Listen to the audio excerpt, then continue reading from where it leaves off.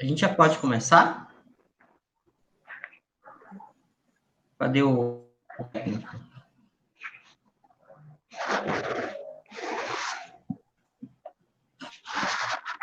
Eu acho que já tá rolando, Regi. Começou a contagem aqui.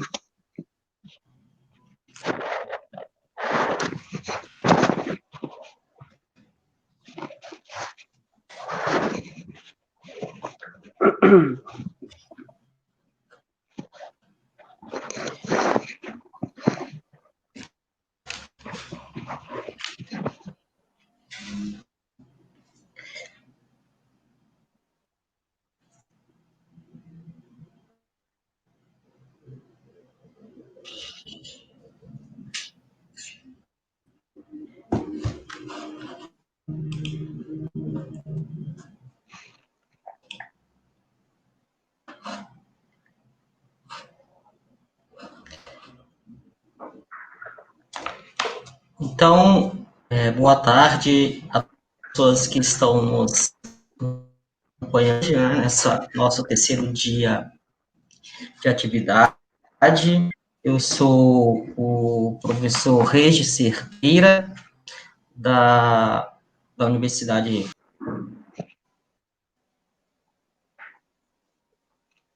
Acho que caiu o sinal do Regi. Ed. E já volto.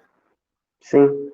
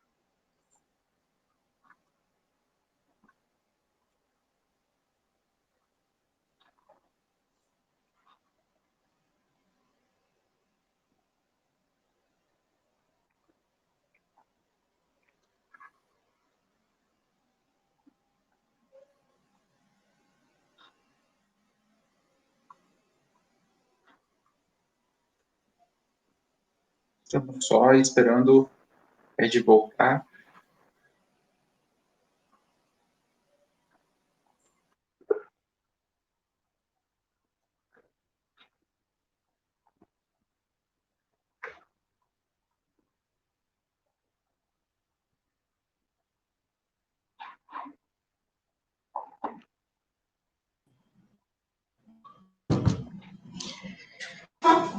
Pronto? Está tudo ok? Podemos Estou te começar, ouvindo. então?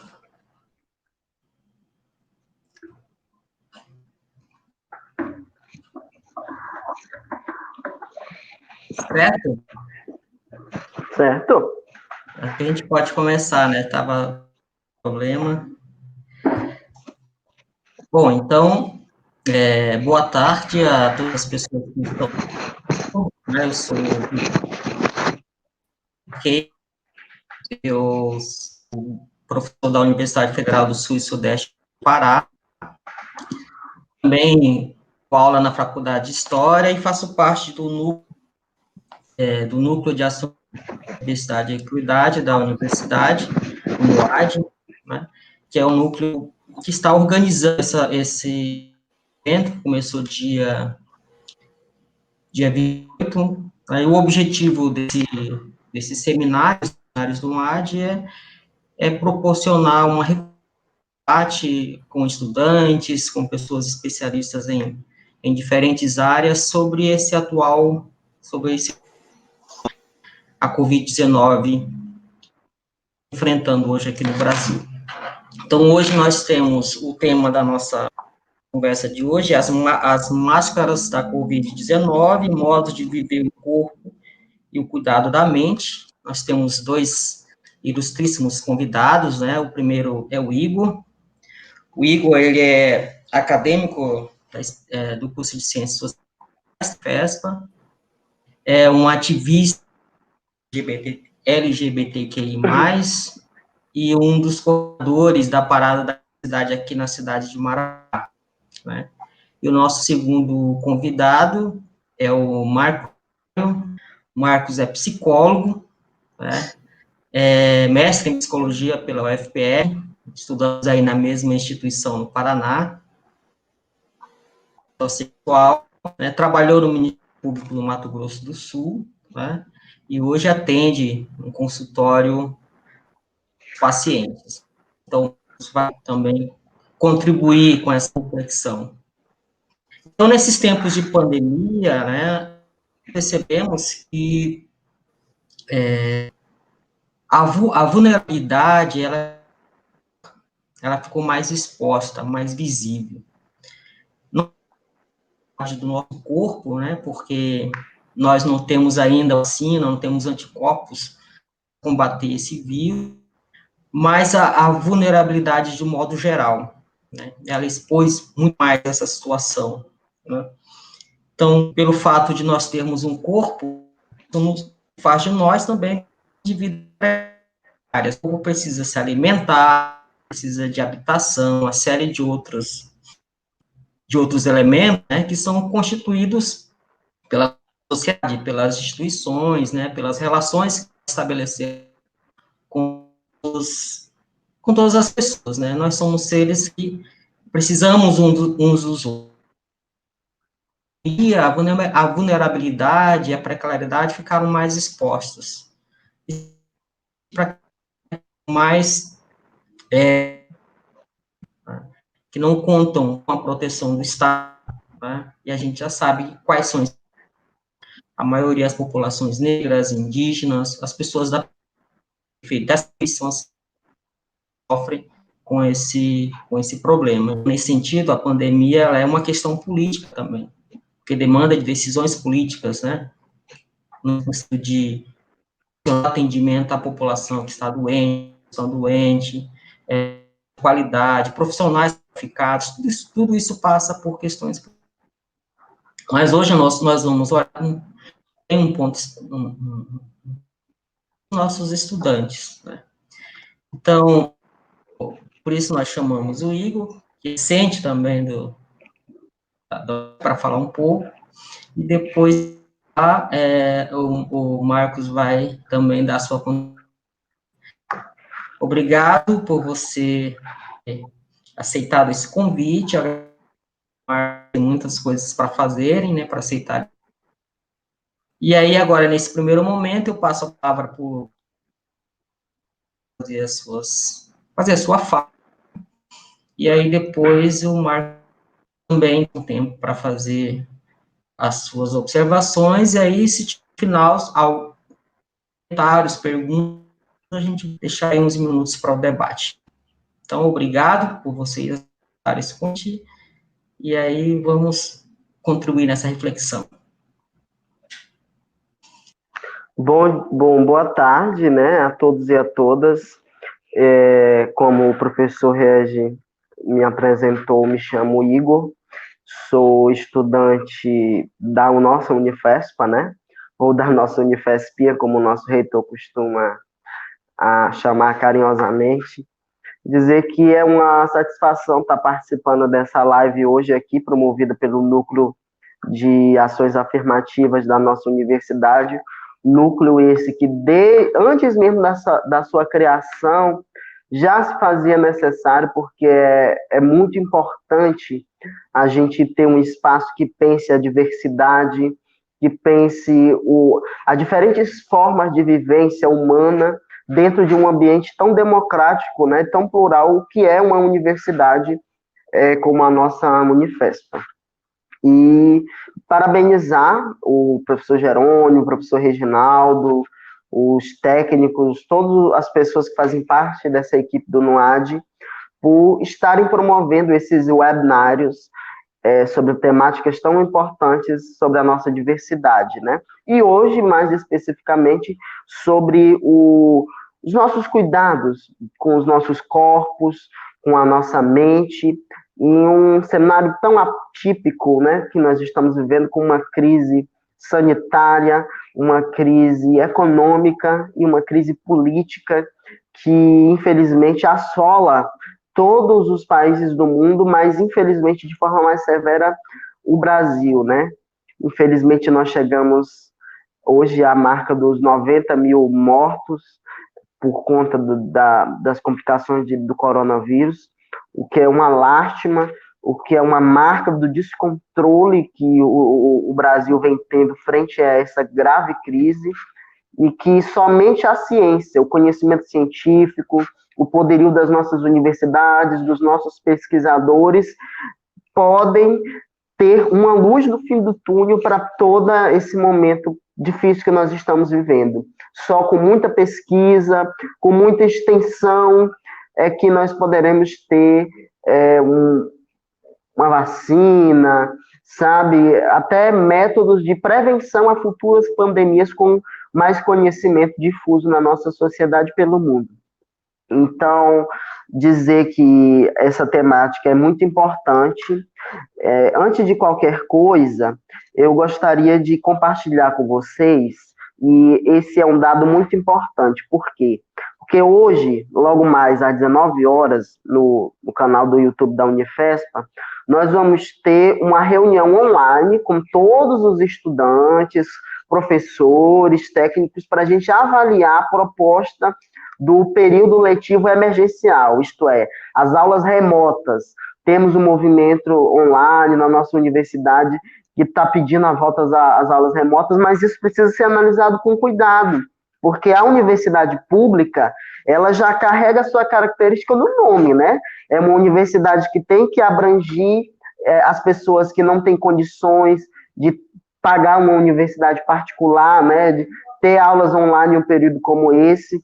Então, nós precisamos analisar minuciosamente a realidade que nós estamos vivendo, dos públicos ofertados, que é atendido pela nossa universidade. Eu vou compartilhar com vocês uma pesquisa, o resultado de uma pesquisa socioeconômica e comportamental, que foi feita pela Pró-Reitoria de Extensão e Assuntos Estudantis da Unifespa no ano de 2018, há cerca de 2 anos atrás, mas os dados são os últimos coletados até então, não houve outra pesquisa até então. Essa pesquisa, ela ouviu os estudantes da nossa Unifespa sobre a realidade deles, a renda, a cor, a sexualidade, sabe, todas essas características que dão cara à nossa comunidade acadêmica. Então, para a gente embasar esse debate de agora, dos cuidados com o corpo, com a mente na universidade, e para o debate de logo mais à noite, que eu espero que vocês também participem, sobre as aulas remotas ou não, eu vou compartilhar os resultados desta pesquisa que está disponível no site da ProEx. Vocês digitam no Google, Pesquisa Socioeconômica Alunos Unifespa. Vocês vão parar lá no site da ProEx, com a pesquisa por completa, com todos os dados por completos que vocês vão ter acesso. Bem, essa pesquisa, ela revela muitas coisas assustadoras.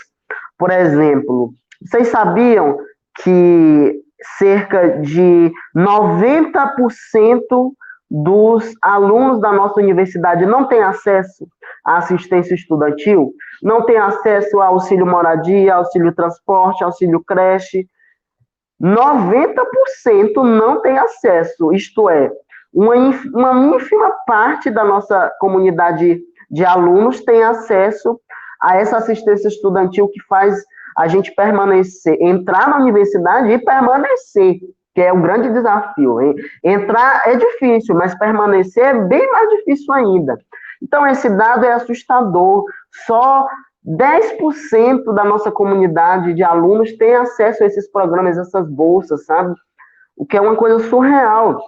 Um outro dado, 63% dos alunos da nossa Unifespa estão desempregados. 63%.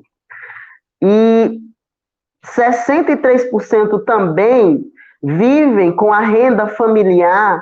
O que é a renda familiar? É quando você junta todos os salários de todas as pessoas que moram na sua casa, você junta o salário de todas elas e junta 63% dos alunos da Unifespa não conseguem ter nem 2 salários. Vivem de 0 a 2 salários mínimos por família, entendeu? O que é um dado muito grave. 28% dos alunos da Unifespa não possuem computador pessoal. E 30% dos alunos da Unifespa não têm acesso à internet em casa. 30%, um terço dos alunos da nossa universidade não tem acesso à internet em casa, o que é bem grave. Fazendo um recorte mais identitário, essa pesquisa mostra que 29% dos alunos da Unifespa são da comunidade LGBTQIA+. Quase 30%, 29%, cerca de um terço são da comunidade LGBTQIA+. Prestem atenção. E 63% ou são negros ou pardos. E só 15% se declarou branco. Gente, esses dados são alarmantes, assustadores, porque a gente vê um movimento hoje nas universidades afora e na Unifespa pela volta, né, pelas aulas remotas, pelas aulas online. Eu pergunto para vocês, graças a Deus, no meu trabalho, a minha família, eu consigo ter uma internet na minha casa, eu consigo ter um desktop, sabe? Mas e esses 30% de alunos que não têm acesso à internet em casa? E esses 28% de alunos que não têm computador em casa? Como é que eles vão ter acesso a essas aulas? Muitos nem celular têm. Quando a gente pensa na realidade do pessoal da educação no campo, são mais de 500 alunos, eles são de vilas, sabe? Zona rural, dificilmente pega até celular, sinal de celular. E quando a gente vê que 63% dos alunos da Unifespa estão desempregados, não tem nenhuma renda, a gente vê que a pandemia ela veio para castigar, porque essa pesquisa é de antes da pandemia, eu reitero, ela está disponível no site da PROEX, da Pró-Reitoria de Extensão e Assuntos Estudantis da Unifespa, e ela tem todos esses dados que mostram que os nossos alunos hoje, infelizmente, a maioria deles não tem condições de terem acesso a essas aulas remotas. A gente precisa sair da nossa bolha. A gente, infelizmente, está vivendo um momento na nossa sociedade brasileira em que as pessoas estão muito pensando só na sua bolha, olhando apenas para a sua realidade, para o seu umbigo, e querendo impor essa sua realidade para a maioria, que não tem essa mesma realidade. Então, os dados, o conhecimento científico, ele embasa. Ele traz a gente de volta para a realidade, para a gente pensar com a racionalidade, com a razão. Então, esses dados, eles mostram que quando a gente vai para o recorte LGBT, pessoas LGBTs, e de pessoas negras, essa realidade fica ainda pior. E quando a gente pensa na perspectiva da pandemia, do isolamento social, muitas pessoas que tinham um emprego foram desempregadas. Vocês imaginam as pessoas que não têm, as que tiveram dificuldades no tal auxílio emergencial, que teve uma série de fraudes. Então, a gente precisa utilizar o conhecimento científico, e eu parabenizo a Unifespa, parabenizo o NUAD por levantar essas questões, por realizar esses seminários online, que são muito importantes para a gente pensar na nossa comunidade, pensar como está os estudantes LGBT da Unifespa, porque vocês imaginam que se antes da pandemia, antes do isolamento social, as pessoas LGBTs já tinham alguma dificuldade, algum atrito com a sua família, E vocês imaginem, nesse confinamento, a quantidade de preconceito, de ódio que essas pessoas LGBTs estão passando, sabe? Passando nas suas casas, com as suas famílias, com os seus vizinhos. Então, a gente precisa pensar nessas realidades, pensar nos menos favorecidos, nas pessoas que precisam de ajuda, não apenas no nosso umbigo, não apenas na nossa realidade. E eu aconselho todos vocês a terem acesso a essa pesquisa socioeconômica e comportamental, de comportamento, né, dos alunos da Unifespa. Porque eu citei aqui os dados que eu consegui anotar, que eu peguei lá da pesquisa, e que são alarmantes esses dados.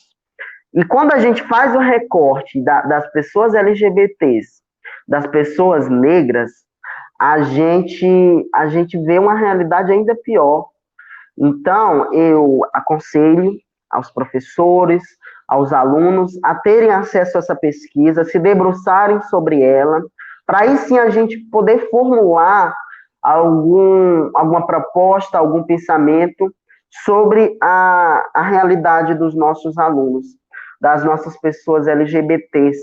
Porque quando a gente entra numa universidade, quando a gente se dispõe a cursar uma graduação, um novo nível de formação, é porque a gente precisa daquela formação para a gente melhorar de vida, ter novas perspectivas de vida, novas perspectivas de futuro.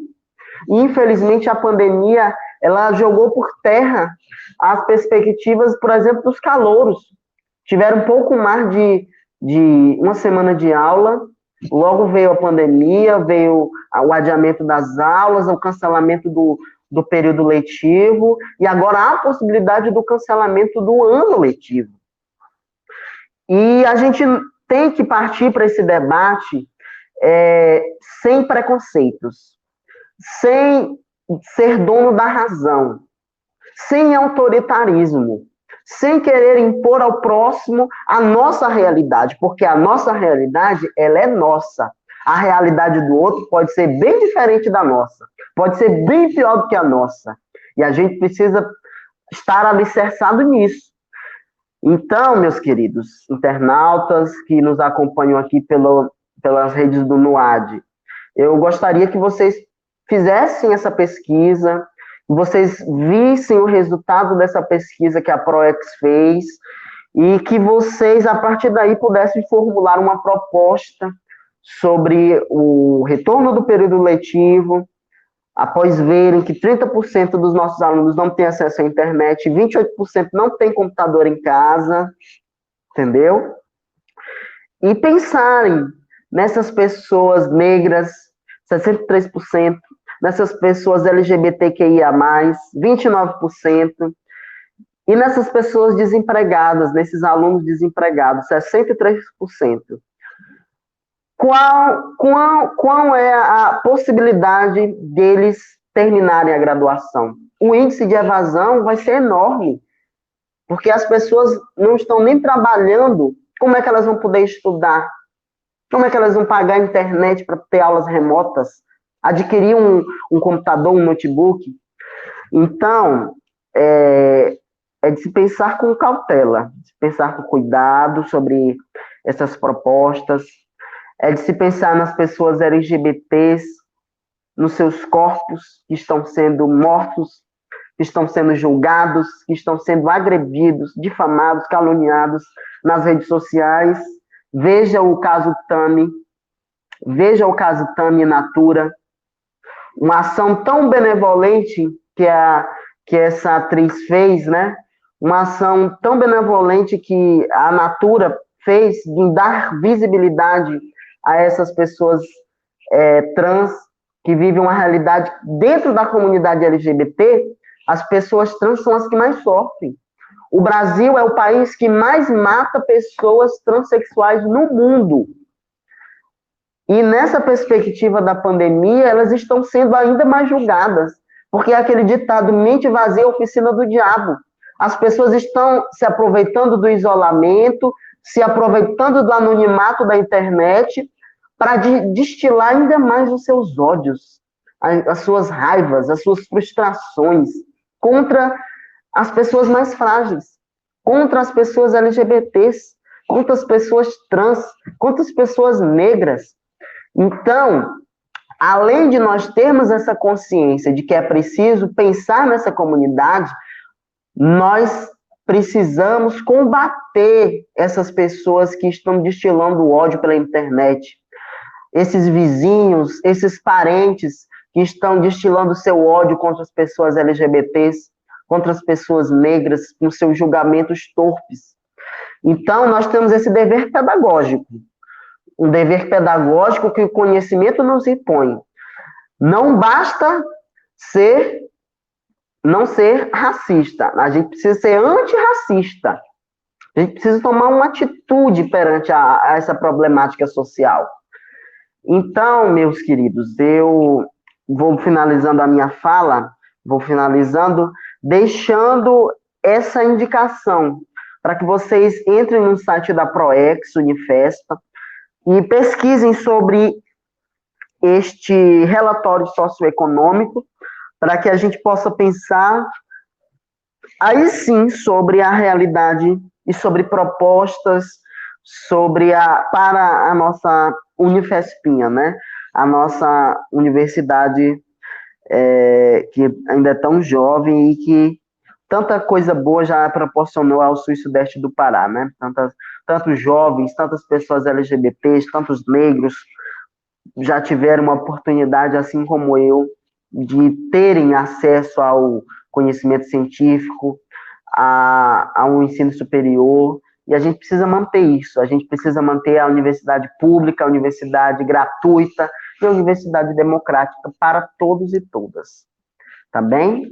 Regi, alguma pergunta?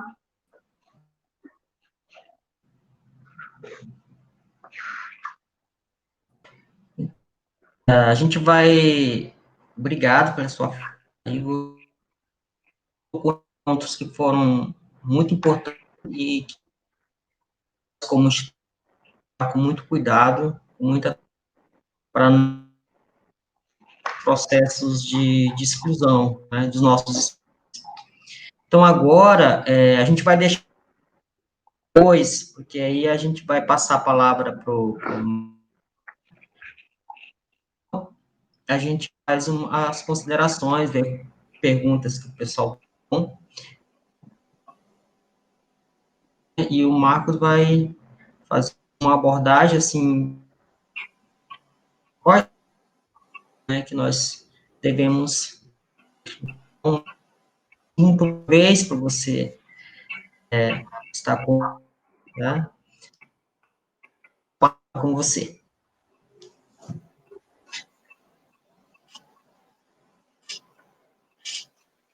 Olá, boa tarde.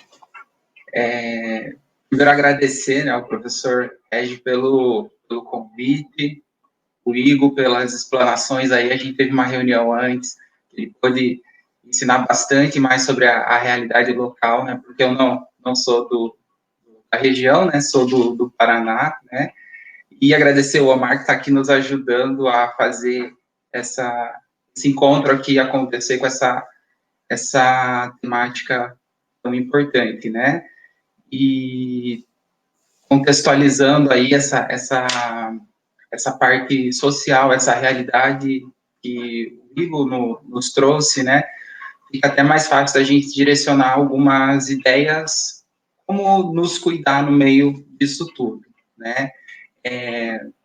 O recorte que eu vou fazer é principalmente com um olhar para as pessoas que pertencem às ditas minorias sexuais ou de gênero, né, mas as dicas de cuidado durante esse período, cuidado principalmente com a nossa saúde psicológica, eu acredito que valem, assim, para todos, né, que estejam aí lidando com dificuldades psicológicas nesse momento, né.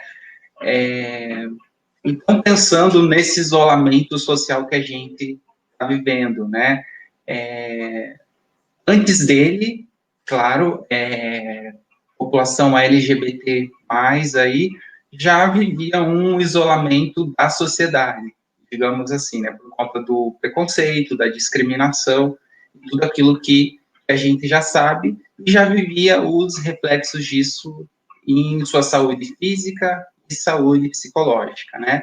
A gente sabe que pessoas não heterossexuais e não cisgênero têm muito mais chance de ter problemas de saúde física e psicológica, então mais problemas cardíacos, mais casos de câncer, mais problemas de depressão e ansiedade.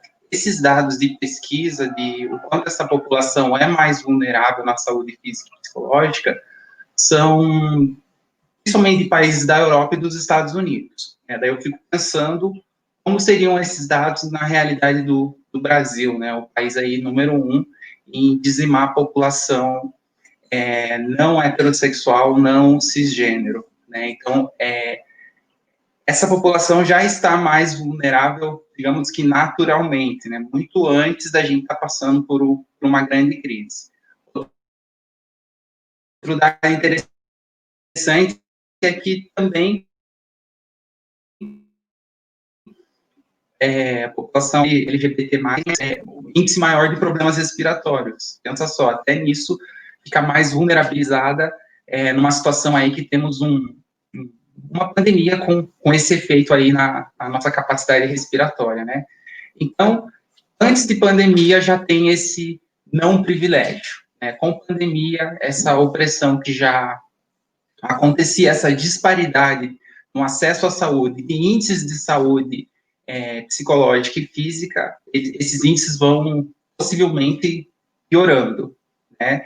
É importante que se diga que, claro, a saúde psicológica e física de pessoas não heterossexuais, não cisgênero, é mais abalada não por conta de não ser heterossexual, de não ser cis, mas por conta de um contexto de opressão, de uma série de dificuldades que a gente também sabe, ok? Quando a gente fala em opressão contra essa população, ou quando fala, por exemplo, em homofobia, transfobia, né, muita gente associa com violências mais explícitas, tipo violência física, xingamentos muito direcionados, né. No entanto, além de lidar com essa violência, a população LGBT+, também lida com as microagressões. Essas microagressões, elas são cotidianas, são diárias, que às vezes até passam batidas, né? Essas microagressões acontecem, por exemplo, quando tem um comercial, uma pessoa trans, por exemplo, aparece e um monte de gente diz que vai boicotar uma marca só porque aquela pessoa apareceu. Imagina o impacto disso na subjetividade de uma pessoa que é trans. A existência de alguém trans faz uma parcela da população pensar em deixar de consumir de uma marca, né? Isso é uma forma de microagressão. Outra forma de microagressão é simplesmente ver notícias de coisas ruins que acontecem com essa população, ou ver repetidas vezes aí as estatísticas, essas que eu acabei de falar.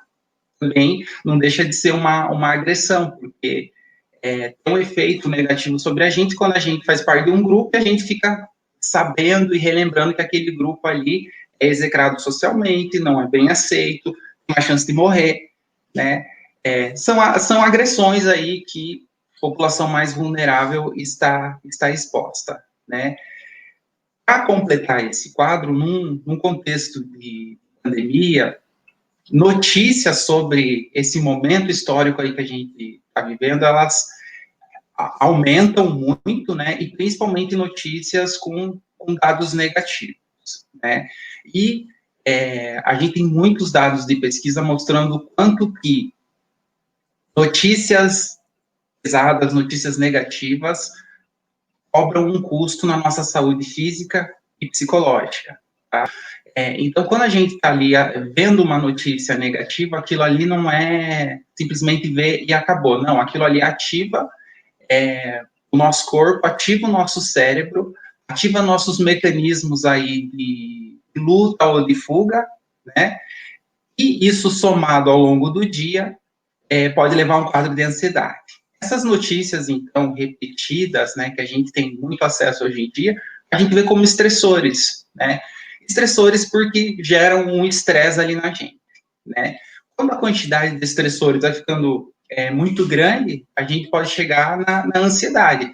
E a ansiedade não precisa mais existir esses estímulos externos, esses estressores, e mesmo assim a gente fica com aquela sensação ruim, com aquela sensação pesada de um perigo, de um risco, de que algo está muito ruim, está muito incerto, né? Conseguir viver bem com essa angústia, com essa ação de ansiedade é bem difícil. Fica difícil a gente trabalhar, fica difícil a gente se relacionar, fica difícil ter rotina, né? Então vai pesando aí na nossa vida. A gente entende que tem um contexto geral que ele é bem difícil, né? Mas o que a gente pode fazer no meio dele para garantir um mínimo de saúde mental para a gente ir passando e resistindo no meio disso, né? Cuidar da nossa própria saúde mental eu vejo como uma forma de resistência, porque tudo o que facilitaria a vida de quem nos oprime seria a nossa não existência ou uma existência aniquilada nossa, né? Então, quando a gente consegue cuidar bem da nossa saúde psicológica, é uma forma de resistir. Eu noto dessa forma. Então, como que a gente pode resistir cuidando da nossa saúde psicológica aí, né? Estamos num contexto que é ansiogênico para todo mundo. Pessoas que não estão dentro da heteronormatividade podem estar sofrendo mais ainda dentro de casa. Perda de espaço de sociabilidade também pode existir, porque fica mais difícil agora, né, poder sair, poder encontrar pessoas que a gente se identifique, né. Então, o que fazer, o que lidar, né. Eu pensei em algumas coisas que fossem muito simples, muito práticas, e que a gente sabe que funciona, né, tem muitos dados mostrando que funciona. Isso resolve o contexto da opressão em nosso país, contra a população LGBT de forma alguma. Mas eu acredito que se a gente estiver um pouquinho mais fortalecido, fica mais fácil da gente ter forças para lutar e melhorar esse contexto mais geral. Acredito que pode partir ali muito desse ponto mais individual nosso, né? Então, pensando nessa questão aí do que fazer, eu selecionei algumas dicas que podem nos auxiliar. Eu falei das notícias, né? O quanto que a repetição delas sobre o nosso corpo dispara mecanismos cerebrais aí de luta, fuga ou congelamento, né? Então, a primeira ideia é a gente poder achar um equilíbrio entre estar minimamente informado, mas não estar sobrecarregado com aquilo, né? Porque a grande quantidade de informação, ela não soma para a gente poder fazer algo. Costuma nos paralisar, costuma nos deixar muito mal. Então, é importante a gente achar essa linha onde a gente está informado, mas não está sobrecarregado. Como é que a gente faz isso? A gente pode, por exemplo, notar o que a gente está sentindo depois de acessar alguns meios de comunicação. O que a gente está sentindo depois de passar uma hora no feed de alguma rede social acessando ali conteúdo. Você está se sentindo bem informado, melhor, empoderado, ou você está se sentindo um cansaço, uma sensação de risco grande, iminente? Qual que é a sensação depois do consumo disso? Quando a gente consegue detectar essa sensação, a gente pode começar a tomar algumas medidas sobre isso, né? A ideia básica é que nenhuma notícia negativa, nenhum dado ruim que a gente tem acesso é neutro o impacto que aquilo tem na gente. É como se você ficasse o dia inteiro, quando você passa o dia inteiro fazendo isso, ativando o seu sistema nervoso central mesmo, né? Com riscos, com essa ameaça aí de perigo, de risco, coisas nesse sentido. Talvez não é uma boa ideia passar o dia inteiro fazendo isso, né? Uma forma de limitar é, por exemplo, a gente definir um momento ali do dia que vai ter acesso a esse tipo de informação. De tal hora ou tal minuto até minuto eu vou consumir esse conteúdo para você estar bem informado, bem informada, mas sem estar sobrecarregado, né?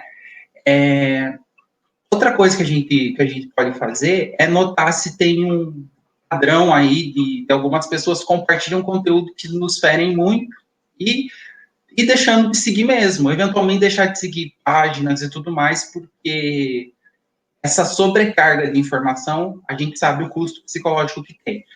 Estressor, a gente vai ficar estressado e no nível muito elevado vai levar à ansiedade. A gente com ansiedade fica difícil de funcionar, fica difícil de existir no dia a dia, fica difícil de resistir na nossa luta, certo? Então, limitar aí a quantidade de informação, nesse momento eu acho que é fundamental, achar esse equilíbrio entre estar bem informado e não estar sobrecarregado. Limite você que vai dizer qual que é, né? Uma segunda coisa que eu pensei que pode nos ajudar aí são exercícios muito simples de respiração. Às vezes a gente passa o dia inteiro tenso ali, lidando com situações complicadas e como se não sentisse o corpo, né? Fica muito na cabeça, muitos pensamentos extremamente acelerados, entrando já nesse padrão de ansiedade, né? Quando a gente respira, a gente manda uma mensagem para o nosso corpo de que ele tem o direito de relaxar um pouquinho, né? Como se você estivesse dando um certo carinho ali para você mesmo, né? Que forma que pode ser essa respiração? É uma respiração de 5 segundos aí, que é uma média boa de tempo para respirar. Você puxa o ar contando 5 segundos, prende por 5 segundos, depois solta o ar por 5 segundos, fica 5 segundos sem puxar o ar novamente. Tá? Então, puxa, segura, solta, segura novamente ali, mandando essa mensagem aí para o nosso corpo de que ele tem o direito de ficar um pouquinho melhor, de ter essa pausa aí nessa sobrecarga que a gente está vivendo nesse momento, né? Uma terceira coisa que eu pensei que seria bacana de fazer também é que, nesse momento que a gente está vivendo, muita gente se queixa da dificuldade de criar uma rotina ou de ter um dia ali com alguma regra a seguir, uma regra própria mesmo, né, de seguir, como se não tivesse nenhum marcador, porque a gente não tem mais o horário, talvez, para ir para tal lugar, ou os horários mudaram, né.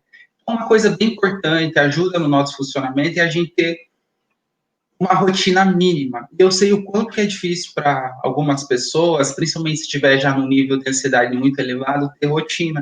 Então, a gente pode começar bem simples e criar uma coisa só que seja rotina. Essa uma coisa pode ser, por exemplo, todo dia, tal hora, eu vou me levantar, vou, sei lá, largar o celular ou o que eu estiver fazendo e vou olhar pela janela, olhar para longe pela janela. Isso já é o início de uma rotina. Isso já manda um sinal interno ali para você e que você tem esse autocontrole, de que você consegue definir algumas coisas e seguir aquilo. Isso seria aí um meio de iniciar, certo?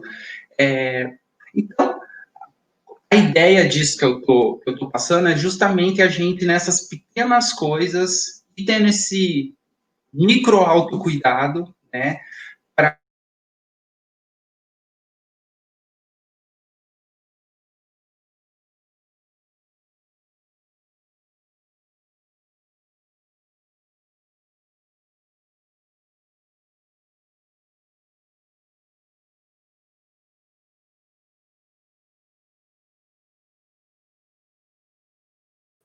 Acho que a internet deu uma travadinha, mas era essa mesmo a ideia que eu queria passar e fico aí à disposição.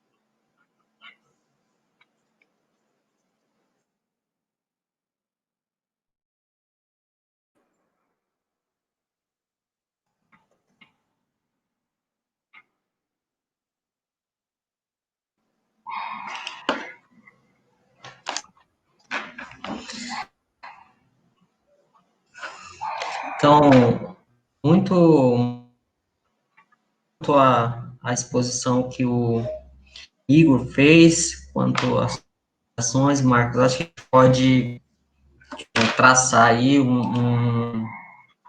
algo, uma linha, né, tanto nas suas opções. Eu acho que o Igor, ele trouxe uma questão de impacto nos nossos, em particular, né, nas pessoas LGBT, né, que são aqueles que mais sofrem com esse processo, né. Marcos trouxe uma questão que esses corpos, eles já sofrem de isolamento, de violência, muito antes da pandemia. São corpos que já sofrem um processo de violência, por não se determinadas normas sociais, consideradas, entre aspas, normas, porque socialmente, culturalmente construído ao longo do tempo, entendendo esses comportamentos ao longo dos tempos. Você pontuou uma questão que é exatamente que vai ao encontro disso que o mencionou, que é potencializado as formas de sofrimento e essas formas de exclusão. Então, eu gostaria de apontar, fazer para o Igor, assim, como é que você analisa, Igor, a universidade, como é que você pensa o lugar das pessoas LGBTs e o que você imagina daqui para frente, após esse processo, né? Para que essas pessoas LGBTs têm que ocupar a universidade. E para você, Marcos, eu queria, sei que você já foi aula, a sua cuidado também a essas pessoas que têm veem esse tipo de sofrimento potencializado nesses momentos difíceis. Assim, qual seria o papel da universidade no campo hoje? Né? Qual que a atividade deveria... Travando um pouco o Regi, né? Não sei se você ouviu sua pergunta, Igor. A minha eu não ouvi muito bem, não. Eu acho que foi no sentido do protagonismo da vivência LGBT dentro da universidade, né? E as perspectivas a partir de então, com vista à pandemia. Eu acho que foi nessa linha a pergunta. Uhum. Bom, enquanto volta, aí o Regi, para ele terminar de formular a pergunta para você, bom, dizer que a vida numa universidade, para todo mundo, né? Independente se é LGBT ou não, é muito difícil. Não é fácil. Só se você nasceu em berço esplêndido, em berço de ouro, aí você vai ter uma vivência universitária mais embasada. Mas, de forma geral, a gente viver numa universidade pública, estudar numa universidade pública, sendo pobre, sendo negro, sendo LGBT, muitas das vezes desempregado, é um grande desafio. É um desafio porque você precisa permanecer ali, sabe? A permanência é que é o X da questão. E a universidade, como é um espaço que também faz parte da sociedade, não deixa de ter os seus preconceitos, as suas pessoas conservadoras, as suas pessoas homofóbicas, transfóbicas. Mas o bom disso é que, como é um espaço de produção de pensamento crítico, de produção de conhecimento, a maioria das pessoas elas até têm um protagonismo mais ativo, acabam assumindo, como foi o meu caso, um ativismo, um papel militante, entendeu? Na sociedade, a partir dessa vivência na universidade. Parece que o Regi está voltando aí. Mas, Regi, está ouvindo a gente? Regi? Vocês conseguiram compreender a minha a internet? Então, eu acho que foi o Marcos que estava, né, falando, fazendo a questão para ele, né? Qual da universidade, assim, a partir da sua área da psicologia, em relação aos cuidados com essas pessoas que com mais potencializados, que então a universidade deveria dar? Seria isso.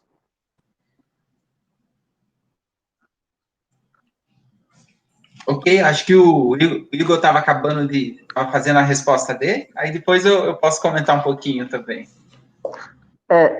Regi, eu não sei se você ouviu a gente bem, mas eu estava comentando sobre a sua pergunta com o pessoal, sobre essa vivência, né? Ser LGBT está dentro de uma universidade. E eu dizia que é difícil para todo mundo, né?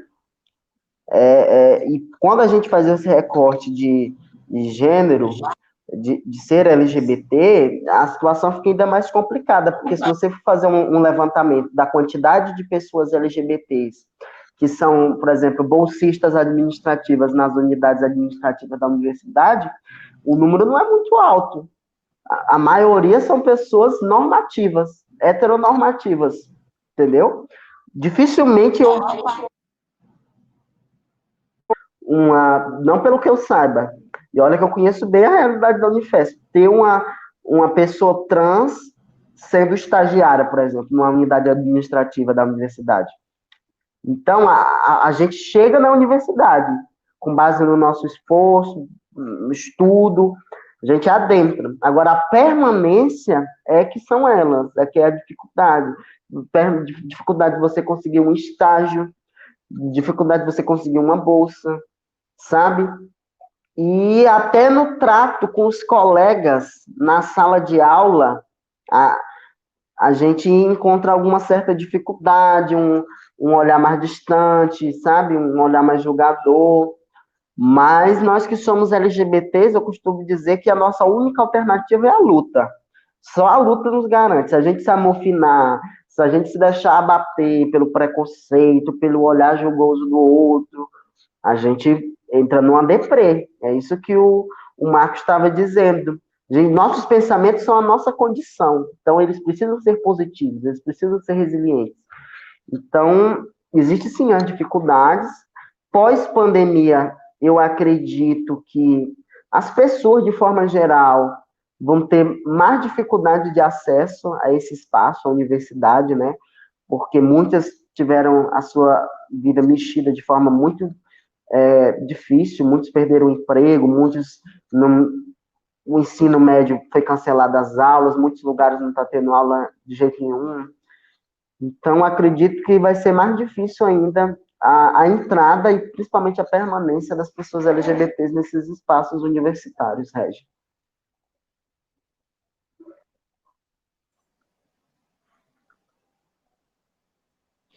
Okay. Acho que respondendo aí um pouquinho, né, do que o Regi perguntou, né, indo no sentido da resposta do Igor também, né, qual o papel da universidade nisso tudo, né.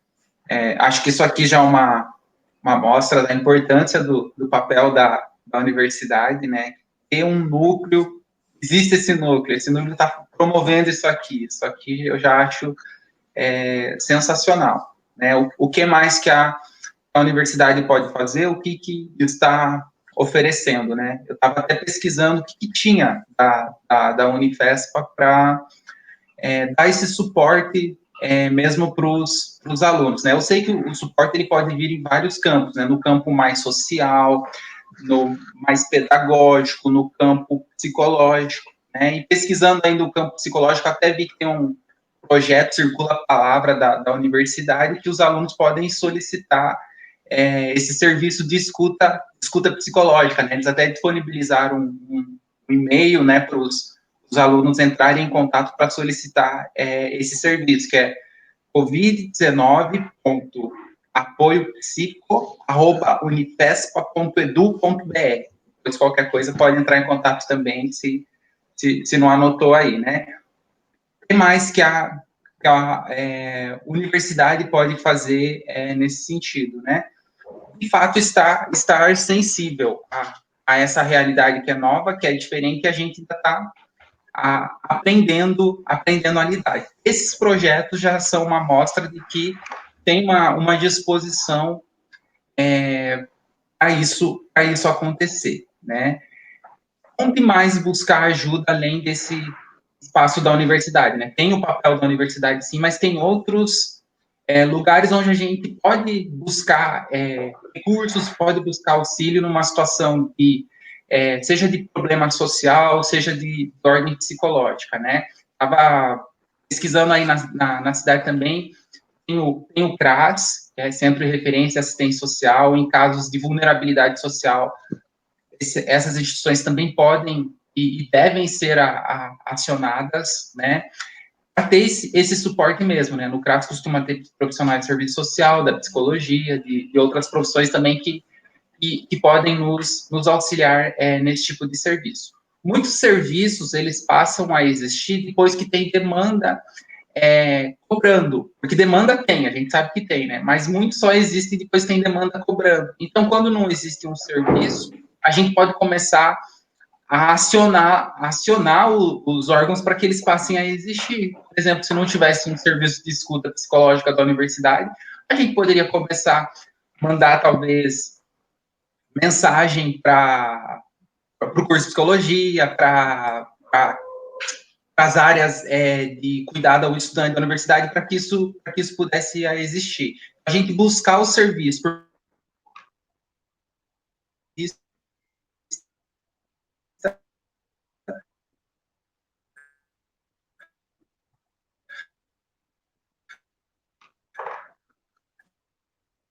já está.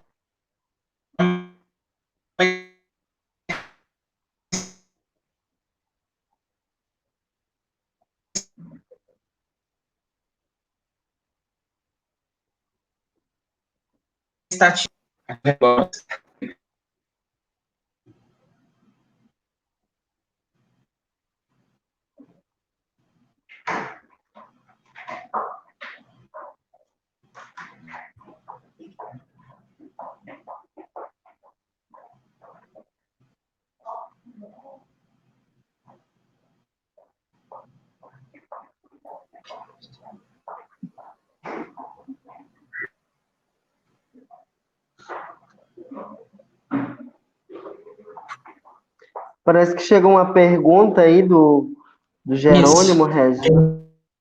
Regi. A partir de sua trajetória, você considera que a indígena nos últimos anos se intensificou? Você acha que isso, você percebe que nesses últimos desses processos de violência? Bom, Jerônimo e a todos, quando a gente é LGBT, essa é uma condição, né? Ninguém escolhe. Muita gente acha que é uma opção. Não é uma opção. Ninguém vai escolher ser vítima de preconceito, ser vítima de julgamento, de xingamentos, até de violência física. Então, desde que eu me entendi como homossexual, LGBT, eu sempre tive episódios de discriminação, seja na minha família, na minha vizinhança, na escola, e isso não foi diferente na universidade. Como eu disse, é um espaço, diversidade, é o universo da diversidade. Isso significa a palavra universidade. Então, a diversidade contém até os mais radicais homofóbicos, eles fazem parte dessa diversidade também, né, dessa sociedade. Infelizmente, ela é isso. Mas quando a gente entra dentro da universidade, na Unifespa, eu pelo menos senti um movimento de mais garantia de direitos, de mais garantia de eu poder ser o que eu realmente sou, sabe? A gente eu pude notar que o padrão heteronormativo, ele, apesar de existir, ele não é uma constância, há uma liberdade maior. A gente até brinca no movimento que a universidade é uma bolha de privilégios na sociedade. É claro que existe o preconceito, os olhares homofóbicos, existe os julgamentos, mas a gente tem uma segurança maior de que lá a gente será respeitado, de que lá as pessoas são conscientes dos nossos direitos de ser LGBT. Então, eu diria que é uma constante a partir da minha vida, né, Jerônimo? E a gente viu uma intensificação desse ódio, dessa homofobia, a partir de 2018, a partir da eleição do atual presidente da República, encampando uma série de bandeiras reacionárias, preconceituosas, homofóbicas, o que deu asas a uma parte da sociedade que estava escondida, que tinha até vergonha de dizer que era homofóbica. Aí, quando você tem um candidato a presidente, depois um presidente que não tem vergonha de ser homofóbico, que não tem vergonha de ser ignorante, que não tem vergonha de ser racista, isso abriu a porta da ignorância no Brasil. Então, a gente vê que se intensificou a partir da eleição desse ignorante mor que está na presidência da República.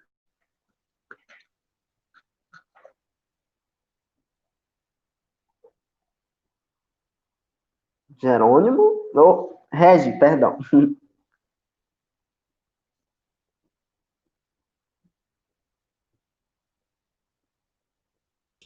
A gente tem outra para você, Marcos, né? Que também o professor. Como você acha as motivações de grupos religiosos na atuação de preconceito contra a diversidade sexual? Aí eu acrescento que impulsiona as pessoas a fazer esse tipo de violência? Pergunta do Jerônimo. Ok. Analisar as motivações, né? Quais são os motivos, né, para perpetuar preconceito, discriminação, né?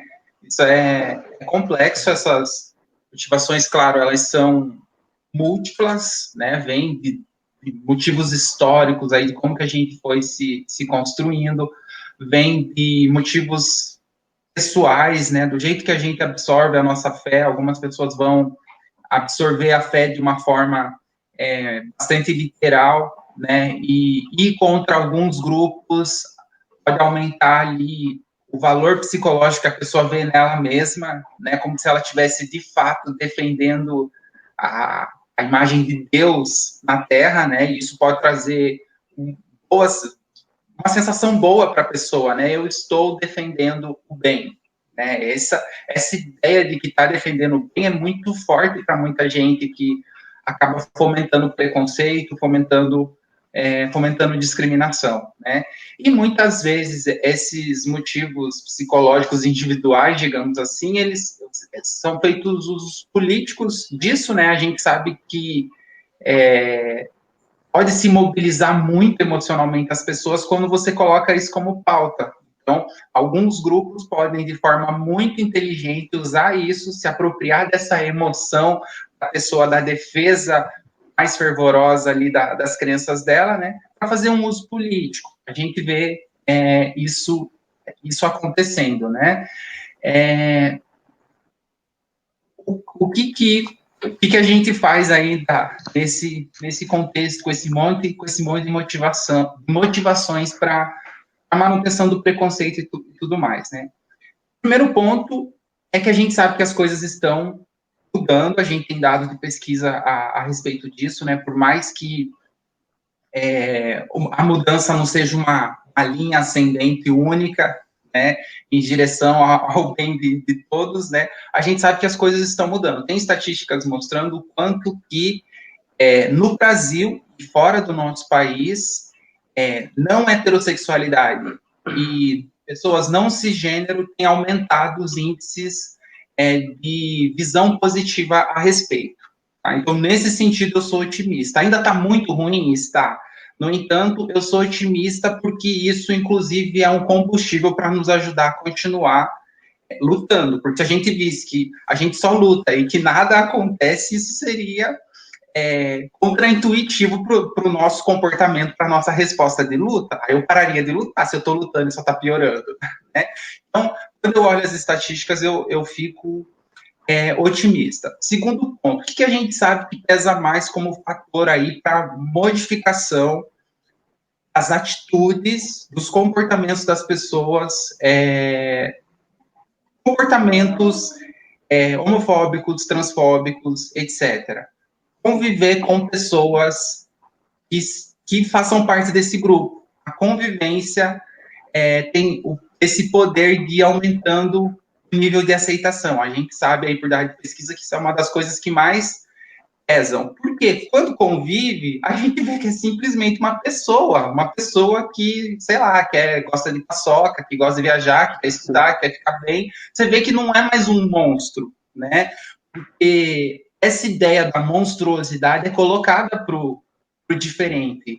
E esses grupos diferentes, colocando assim, né, assustam uma parte da população. Eles têm medo, por isso que eles se revoltam e querem defender esse bem. Quando passam a conviver e veem que é só gente, enfim, né, isso aumenta a chance da pessoa simplesmente ali não ver que ela não corre riscos, digamos assim, né.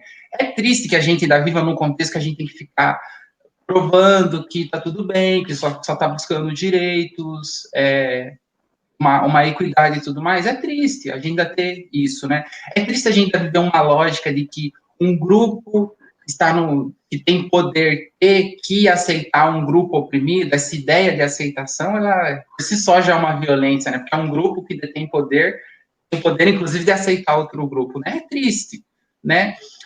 Mas a gente sabe que está caminhando aí nesse sentido dessa compreensão. Não é um processo linear reto, né? A gente vê alguns retrocessos, mas eu acredito que esse caminho aí de conseguir, de a gente conquistar mais espaço, ele é um caminho positivo sem volta. Não tem como mais oprimir, suprimir a diversidade na nossa sociedade. Eu não vejo que vão conseguir fazer isso, não. Eu acho que mais uma questão aí, Marco, para você, acho que daqui a gente já vai encaminhando também para o final, né? É como lidar com o sentimento constante que a gente vive diariamente. A sensação de impotência como constante, né, é muito pesado, é muito ruim, porque quando a gente começa a alimentar ali um sentimento, ou coisas alimentam na gente esse sentimento de impotência, significa que a gente não pode fazer nada. E quando a gente não pode fazer nada, parece que não tem caminho. Você não poder fazer nada é muito pesado, é muito difícil, né? O que fazer sobre isso? Eu acredito que talvez um primeiro passo seria entender que situações estão gerando mais essa sensação de impotência. Você sente mais isso de manhã, depois do almoço, antes de dormir? Que hora do dia isso está aparecendo mais? O que você está fazendo antes de sentir essa sensação ou a hora que ela está mais forte? O que você está fazendo? Né? Você vai começar a entender o que está gerando essa sensação em você, porque isso é uma sensação. A gente sempre pode fazer alguma coisa, né? Só de lembrar disso, que isso é uma sensação e que a gente pode fazer algo, isso pode ser a diferença também. Então, avalie o que está acontecendo, talvez, ali naquele momento que isso vem mais forte, tenta mudar, né, isso aí que está acontecendo. É fácil? É claro que não é fácil, né? Quando a sensação de impotência está muito grande, talvez a gente precise até de uma ajuda profissional para conseguir sair disso.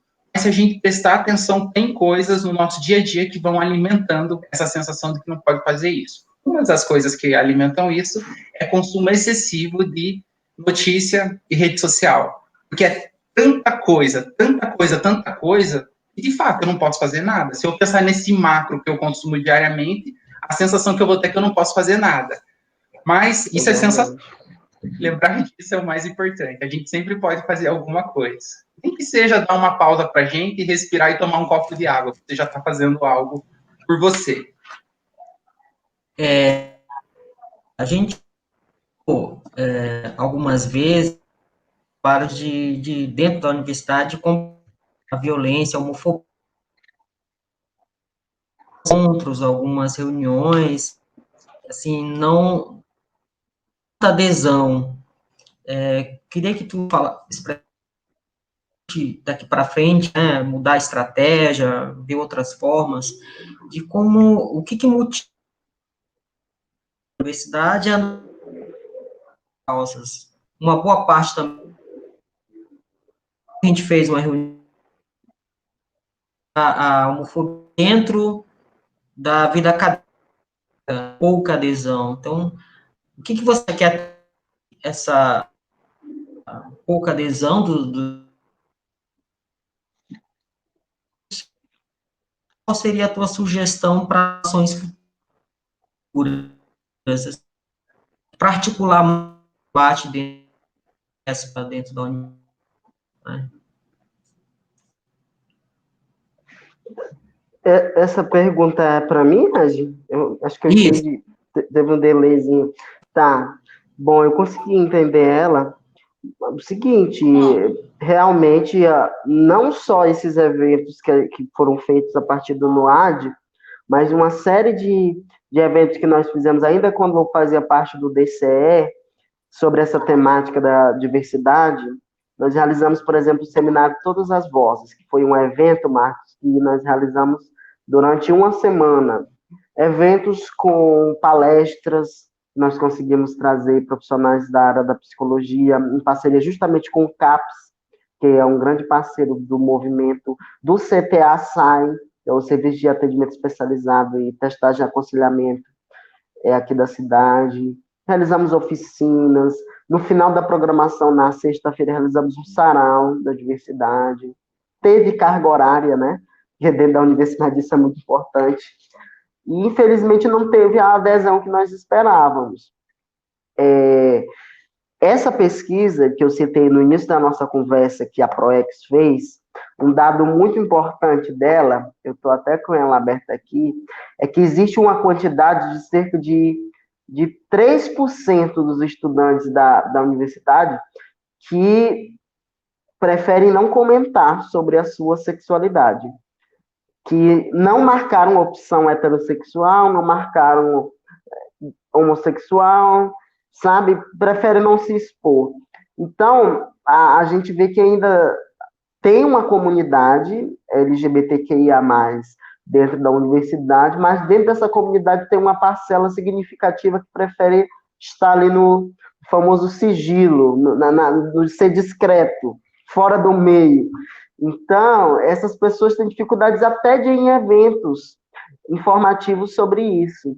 A perspectiva que eu vejo para a gente avançar esse debate é continuar realizando esses eventos, mais articulado com essas entidades que aglutinam os estudantes, sabe? Que ele já tem uma relação, como, por exemplo, as atléticas acadêmicas, os centros acadêmicos, o próprio DCE, que é o ponto de ligação dos alunos, dos estudantes, né, com a vivência universitária. Então, de repente, criar eventos em parceria com essas entidades possa atrair mais público, né, mais pessoas, já que eles são bem organizados mesmo.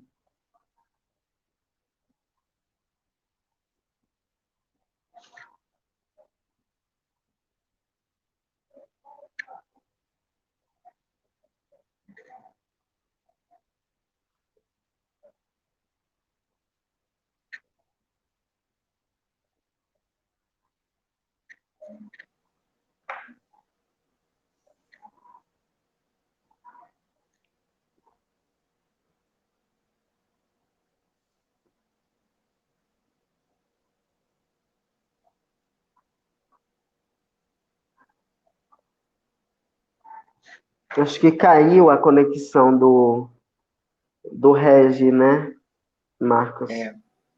Acho que caiu de novo. Será que alguém tem mais algum questionamento, comentário?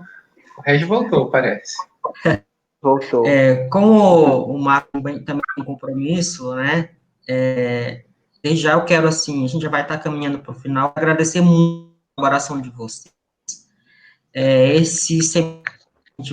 Nós temos ainda outros momentos, eu espero contar com vocês futuras oportunidades, e muito obrigado pela colaboração de vocês, né, foram, assim, interessante ouvir, né, a específica, que é a caso de tecnologia, mas também que dialoga muito mesmo com o que o Igor mencionou, que também é o principal eixo do nosso trabalho. Ouvir os discentes, deixar um espaço para que eles falem.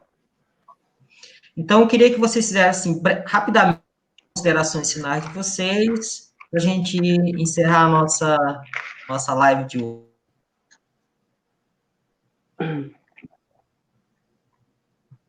Tá bom. Pode ser você, Eu queria agradecer ao convite, né, Regi, a toda a equipe do NUAD, o nosso técnico que ajudou a gente aí a operacionalizar o Omar, né, a nossa live, as pessoas que nos acompanharam, e dizer que nós estamos à disposição, o movimento LGBT de Marabá, seja aluno da Unifesp ou não, está disposto a ouvir, a acompanhar, aconselhar, encaminhar para o serviço de atendimento especializado das pessoas LGBTs que sofrem algum tipo de violência ou estão em vulnerabilidade social. Procurem as nossas redes sociais, tanto no Instagram quanto aqui no Facebook, Parada LGBT de Marabá, mande a sua mensagem, porque a gente precisa se dar as mãos, né? Mesmo que de forma distante, né? Online, é preciso a gente falar, se apoiar nesse momento tão difícil, viu? Muito obrigado, gente. E também agradecer ao professor Regi, Igor, Omar, todo mundo aí contribuiu para isso aqui estar funcionando, para acontecer, né? E como uma mensagem final, a gente sabe o quanto que a população LGBT+, não heterossexuais, não cisgênero, quanto são oprimidos historicamente, quanto que já tem machucado aí, né? O quanto de machucado, o quanto de trauma que já tem isso tudo, né? E como que isso pode se intensificar nesse momento, né? Eu sei que pode parecer até assim, vai pedir mais isso, né? Mas, assim, o meu pedido que eu faço é no sentido do autocuidado mesmo, né? De tentar pensar no que daria para fazer para ficar um pouquinho melhor, para se fortalecer, para poder continuar lutando. Esse pequeno passo aí pode ser qualquer coisa mesmo, pode ser uma linha, um parágrafo que você leu, pode ser um amigo que você mandou a mensagem, pode ser, sei lá, um cafezinho que você fez para você, né? Porque o que o opressor quer é tirar a nossa alegria de viver, sugar isso, né? Sugar a potência de vida. E isso é o que precisa estar com a gente, né? Às vezes é difícil ativar essa potência de vida aí, mas tenta respirar, vai que funciona. Eu acredito muito nisso, que dá sempre para a gente melhorar um pouquinho ou sofrer um pouquinho menos aí, né? E fico a torcida que a gente continue aí caminhando juntos à distância e fico à disposição também. Obrigado a todos vocês aí. Então, mais uma vez, muito obrigado. Que nos orientou aí, né? A gente teve algumas falhas, né? Aprimorando mais daqui para frente. Agradecer a quem nos acompanharam, os questionamentos que foram feitos, e o AD está aí, sempre disponível para a todos e todas para acompanhar a nossa atividade amanhã. Então, Igor, muito obrigado, Marcos, muito obrigado, Omar, muito obrigado. Final de tarde para todo mundo. Até a próxima. Valeu. Tchau, tchau. Valeu.